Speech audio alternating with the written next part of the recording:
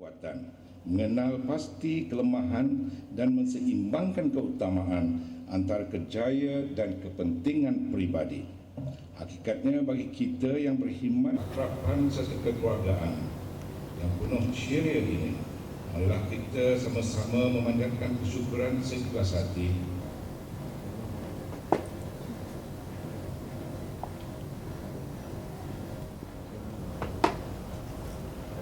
dan disilakan juga yang dihormati CPU Software Muhammadiyah KPD Taipei.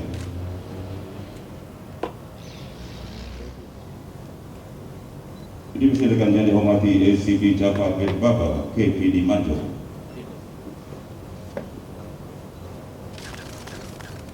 Kita menurunkan kadar jenayah di negeri Perak ini, dan pada peringkat ini kita telah berjaya menurunkan satu keadaan yang kita telah dapat mewujudkan satu keadaan yang saya rasa selamatlah ya. Dan untuk ini secara realitinya bagi tempoh Januari hingga Mei 2013 ya, terdapat sejumlah 3,166 kes yang dilaporkan, dan dalam masa yang sama kita dapati bahawa sebanyak 1,681 kes telah dapat kita selesaikan, yang ini bersamaan dengan 53.10%. Jadi pencapaian sebanyak 53.10%, it is more than 50%. More than 50%, in other words, it is excellent. Excellent. Because as far as international standard, or for that matter, yang sasaran ditetapkan oleh NKRA sekadar cuma 30% saja. Jadi pencapaian kontinen Perak yang melepasi sehingga 53% di dalam usaha kita menyelesaikan kes-kes jenayah yang dilakukan oleh orang ramai, itu merupakan sesuatu yang sangat menggembirakan kita, dan kita melihat bahawa keupayaan pembukaan penyiasat kita berada di tahap yang tinggi. And although from time to time we do explain or we do tell the public on the figure, dan ini merupakan realiti lah ya. Sesungguhnya dalam tempoh tersebut kita melihat bahawa kita juga telah upaya menurunkan jenayah indeks di negeri Perak ini sebanyak 11.94%. And I think not many state yang have got this kind of achievement, and we are very proud in Perak. As far as Perak is concerned, we do get this kind of figure, and we are working hard towards it. So if I were to tell you that the figure is so good, but in the meantime, the public still sees that the crime is still happening, this is something that what is going on now. Dalam satu dua perkara yang berlaku, dalam dua kejadian yang berlaku baru-baru ini, kalau tuan-tuan lihat banyaknya berlaku kejadian pergaduhan ataupun samun ataupun rompakan yang berlaku. This is something that now the public has got to work with us. Kita perlukan kerjasama daripada orang ramai.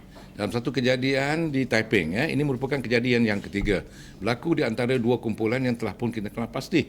Mereka ini terdiri daripada kumpulan kongsi gelap yang cuba menguasai perniagaan dadah di kawasan tersebut. Walaupun kita mempunyai maklumat-maklumat yang tepat, namun demikian dari masa ke semasa kita lihat masih lagi berlaku kejadian sehingga berlakunya pembunuhan di antara satu kumpulan dengan satu kumpulan yang lain. Jadi untuk ini saya ingin memaklumkan kepada orang ramai sekiranya ada berlakunya keadaan-keadaan seperti ini, maka saya harapkan mereka akan bertindak cepat memaklumkan kepada polis, kerana 2-3 kejadian yang berlaku ini berlaku di kedai kopi ataupun berlaku di khalayak ramai, dan kita sebenarnya menerima maklumat itu agak lewat sedikit sebab itu kadang-kadang kita terbantut di dalam mengambil tindakan yang pantas. Jadi untuk ini saya percaya satu perkara yang saya lihat di sini ialah orang ramai yang berada di tempat kejadian itu tidak mahu tampil.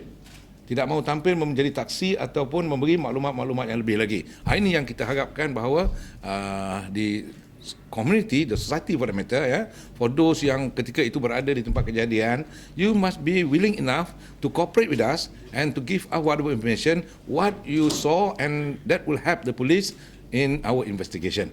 Jadi satu perkara yang saya haraplah di sini that the people, whoever yang melihat kejadian-kejadian semua itu, supaya voluntarily tampil, dan dengan sukarilanya tampil untuk membantu polis dalam penyiasatan, khususnya dapat memberi kita sedikit gambaran apa yang dilihat pada ketika kejadian itu tadi. This is actually very lacking dalam kita punya masyarakat di sini. Ya.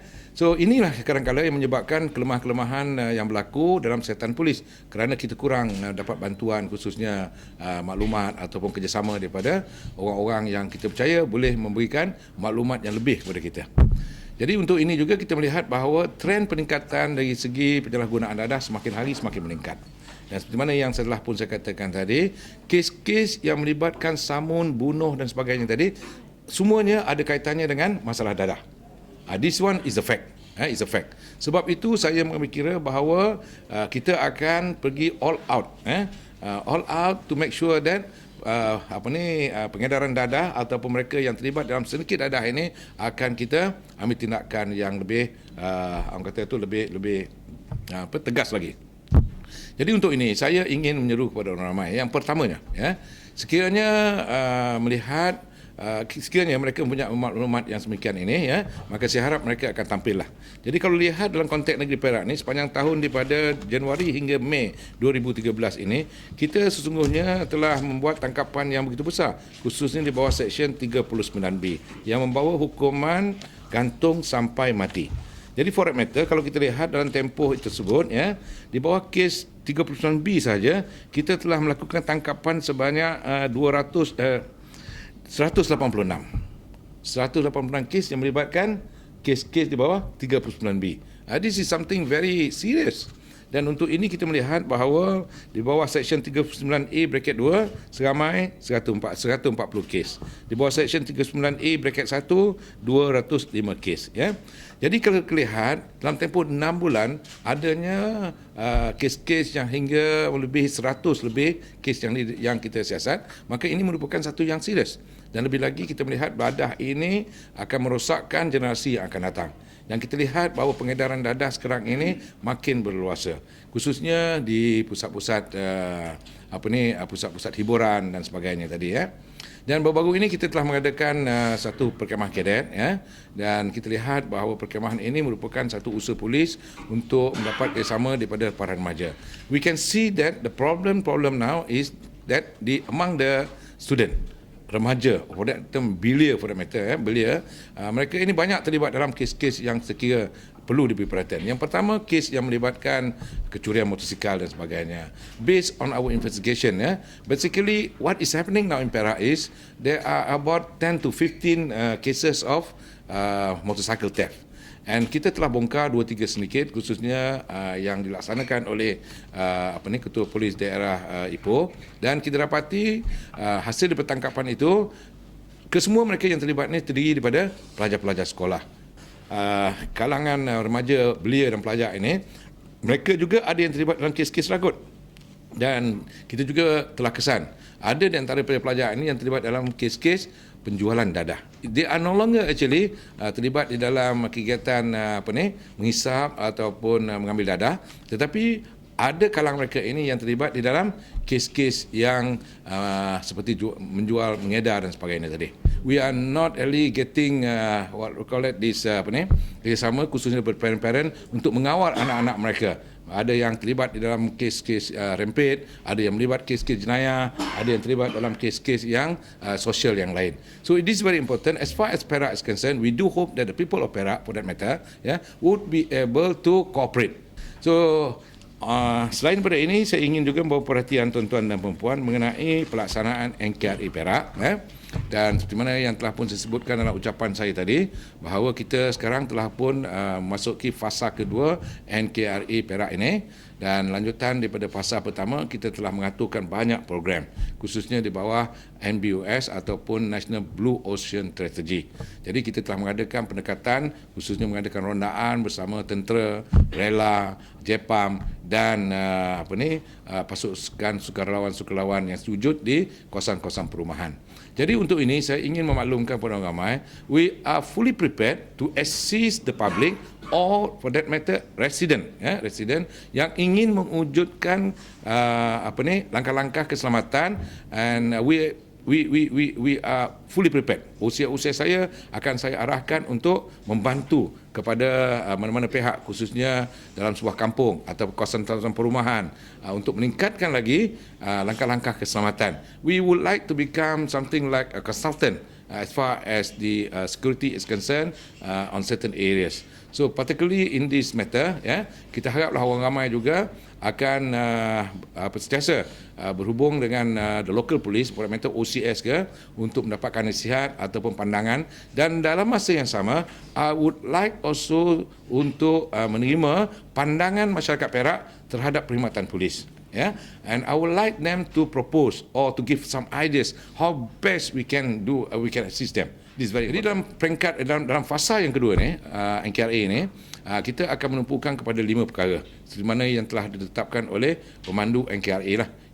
Jadi dalam perkara ini PDRM diberikan tanggungjawab untuk mengurangkan kadar jenayah di seluruh negara, dan particularly in Perak kita akan tumpukan kepada 5 aspek. Yang pertama, untuk kita menurunkan keseluruhan kadar jenayah, the overall crime index in the state. Jadi yang keduanya, kita akan meningkatkan kita akan cuba mengurangkan kejadian-kejadian pecah rumah di negeri Perak ini. I mean, pecah rumah dan curi. I know it is a very scary kind of experience bagi mereka yang menjadi mangsa pecah rumah, samun dan sebagainya tadi. Jadi untuk ini, kita telah pun dibekalkan dengan unit motosikal yang akan kita gembelengkan melalui unit rondaan bermotosikal ini tadi. So for time being, I would like to mention here, cuma kita boleh bekalkan kepada daerah-daerah yang tertentu saja. Jadi dalam perkara ini kita telah memilih daerah Ipoh, daerah Taiping dan Manjung untuk dilaksanakan sebagai projek perintis dulu. We have got only 135 motorcycle, but as far as the government is concerned, we have been given the assurance that there will be more motorcycles to be akan dibekalkan ke negeri Perak ini. Then after only we can agih-agihkan motorsikal ini ke daerah-daerah yang lain. Kita lancarkan ini sebagai usaha kita untuk memaklumkan orang ramai, tetapi di peringkat ini kita cuma dapat membekalkan motosikal ini di 3 daerah saja. So daerah-daerah lain itu they will come in phases. In other words, di fasa kedua, fasa ketiga nanti dia akan datang ataupun dibekalkan satu persatu. Jadi saya harap orang ramai don't too pessimistic lah dengan usaha kita ini tadi. Actually kita pun ada juga kita punya masalah dan sebagainya tadi. Walaupun kita lancarkan doesn't mean that we are now able to send all these motorcycles to all the district. No, the answer is no, because at this very time we only can focus on 3 districts. And these 3 districts in consideration for the crime rate that is happening within the area. Sebab itu saya memilih Taiping, Ipoh dan Manjung sebagai projek perintis saya untuk ronda motosikal secara dengan orang ramai.